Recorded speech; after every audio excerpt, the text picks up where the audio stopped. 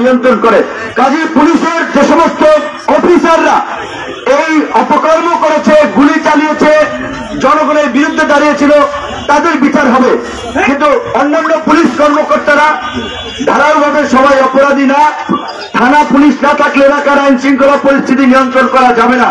কাজে আপনারা রাজনৈতিক দলের পক্ষ থেকে নাগরিক সমাজ, সাংবাদিক সমাজ পুলিশকে সর্বাত্মক সহযোগিতা করবেন, এলাকায় যেন শান্তি শৃঙ্খলা তারা প্রতিষ্ঠা করতে পারে।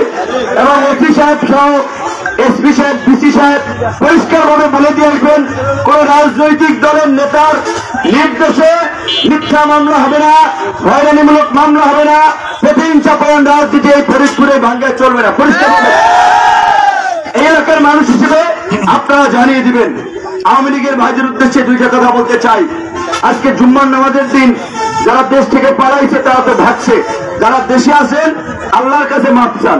আল্লাহ যদি মাফ করে তাহলে আপনাদের মাফ হইতে পারে, দুনিয়ার মানুষ মাফ করতে পারবেন। আপনারা যেই অপরাধ করেছেন, যেই অপকর্ম করেছেন, আপনাদেরকে একটা কথা বলবো, খুনের বদলে খুন, রক্তের বদলে রক্ত, হত্যার বদলে হত্যা, এইটা যদি চলতেই থাকে তাহলে তো এই দেশে আর শান্তি স্থিতিগত হবে না।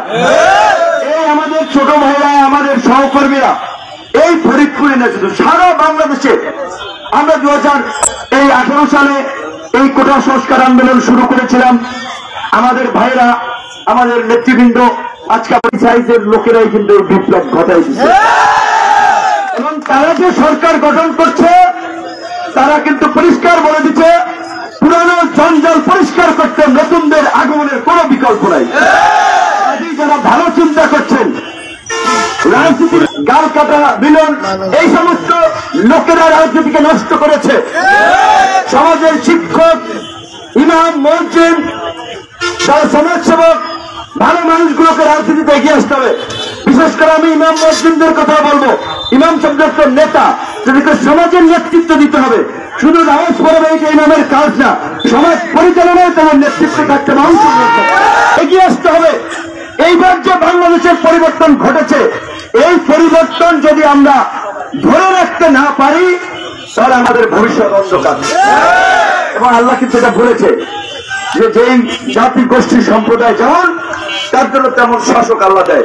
তো কাজে আপনাদেরকে চিন্তা করতে হবে, আপনারা ভালো মানুষের নেতৃত্ব, ভালো মানুষকে সমাজে প্রতিষ্ঠিত করবেন নাকি চোর, মাদকাসক্ত, ধান্দাবাজ, চান্দাবাজ, দখলদার তাদের নেতৃত্ব প্রতিষ্ঠা করতে পারবেন। এবং ঐক্যবদ্ধ হওয়ার, ঐক্যবদ্ধ থাকার যে শক্তিটা কি এইবার তো দেখেছেন। গুলি চলেছে 71 এরকম হয় না, 71 মুক্তিযুদ্ধে যদি সেই সময় পাকিস্তানিরা হেলিকপ্টার থেকে 7 মার্চ সোহরাওয়ার্দী উদ্যানে গুলি চালাতো, শেখ মুজিবুর রহমান সহ সবাই চিৎপাটাং হয়ে যেত। সেইটা কিন্তু পাকিস্তানিরাও চালায় নাই। কিন্তু শেখ হাসিনা যাত্রাবাড়ি চালিয়েছে, উত্তরা চালিয়েছে, মিরপুর চালিয়েছে, সমতল থেকে চালিয়েছে, উঁচু ভবন থেকে চালিয়েছে, হেলিকপ্টার থেকে কিন্তু চালিয়েছে। এই বন্দুকের গুলির মুখেও মানুষ কিভাবে রুখে দাঁড়িয়েছে, এরকম আমরা দাঁড়িয়েছি। ওই সামনে একজন গুলি দিতে হয়েছে, ওকে অ্যাম্বুলেন্সে তুলে আবার প্রতিরোধ শুরু করেছে। তো অনেক রক্ত, ত্যাগ এবং লাশের বিনিময়ে যেই পরিবর্তন এসেছে, এই পরিবর্তন যেন কোনো দখলদার প্রতিষ্ঠিত হতে না পারে, চাঁদাবাজ প্রতিষ্ঠিত হতে না পারে, দুর্বৃত্ত প্রতিষ্ঠিত হতে না পারে। আপনারা ঐক্যবদ্ধ থাকুন, ভালো চিন্তা করুন। আমার আহ্বান হচ্ছে একটাই, যদি ভালো মানুষ বিএনপি করে, জামাত করে, চরমনাই করে, সেই দল করুক, যদি ভালো নেতা হয়, ভালো মানুষ হয়, তার পিছনে থাকেন, তাকে শক্তিশালী করুন, তার মাধ্যমে সমাজ পরিবর্তন হবে। সবাইকে গণ অধিকার পরিষদ করতে হবে, ছাত্র যুব শ্রমিক অধিকার পরিষদ আমাদের সংগঠনই করতে হবে। আমরা এই দুনিয়াতে ভালো, এই কথা আমরা বলছি না। আমরা বলছি যারাই ভালো ভালো নেতৃত্ব দিচ্ছে, ভালো চিন্তা করছে, তাদের পেছনে থাকুন, তাদের হাতকে শক্তিশালী করুন এই পরিবর্তনের সুফল পেতে।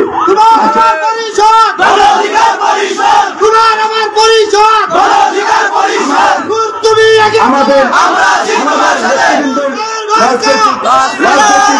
রাজনৈতিক অভিজ্ঞতা কম, তাদের অনেকের বয়সও কম, যার ফলে ওই যে পুরানো রাজনীতির জঞ্জাল, ওইখান থেকে চান্দা খাওয়া, ইউনো অফিস থেকে কাবিকার কাজ বের করে নেওয়া, ওসি সাহেবের সাথে মিনমুখে মামলা দিয়ে সেইখান থেকে টাকা বের করা, এই সমস্ত অসৎ চিন্তা ভাবনা এখন পর্যন্ত তাদের মধ্যে ঢুকে নেই।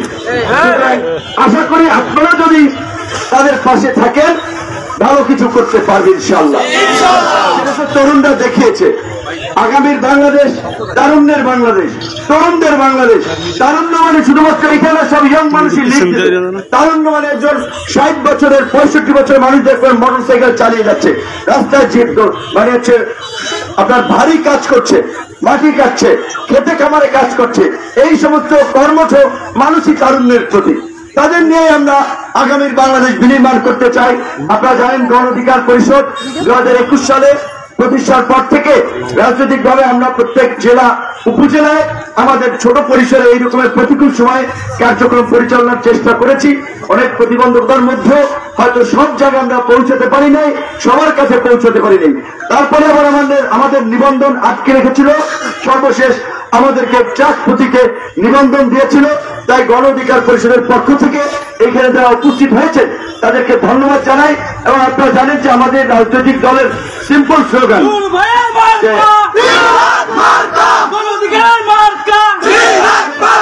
স্লোগান হচ্ছে জনতার অধিকার আমাদের অঙ্গীকার, আমাদের অঙ্গীকার জনতার অধিকার, জনতার অধিকার আমাদের অঙ্গীকার, দেশ হবে জনতার। কথা পরিষ্কার, আমাদের রাজনীতির লক্ষ্য উদ্দেশ্য, আমাদের রাজনীতি হচ্ছে জনগণের অধিকার প্রতিষ্ঠা করা এবং জনগণের রাষ্ট্র প্রতিষ্ঠা করা। আপনারা যদি পাশে থাকেন সম্ভব হবে, না হলে আবার এক দখলদার গেছে আরেক দখলদার দখল করবে। আপনাদেরকে চিন্তা করতে হবে আপনারা কি চান, আপনারা কোন দিকে যেতে চান। সবাই দোয়া করবেন যেন নিরাপদে প্রোগ্রাম সম্পন্ন করে আবার ফিরে আসতে পারি। এখানে আমাদের একজন জনপ্রিয় কন্টেন্ট ক্রিয়েটর আপনাদের বিভিন্ন ধরনের তার এই আপনার কন্টেন্ট বিনিময়ের মাধ্যমে সমাজের অসঙ্গতি অন্যায় ভণ্ডামি নিয়ে তথ্য দিয়ে থাকেন, এজন্য তাকে পছন্দ করি আমি নিজে। তো আপনাদের সবাইকে ধন্যবাদ। যেহেতু আমাদের গাড়ির বহর আমরা যাবো, আমাকে মাফ করে দিন।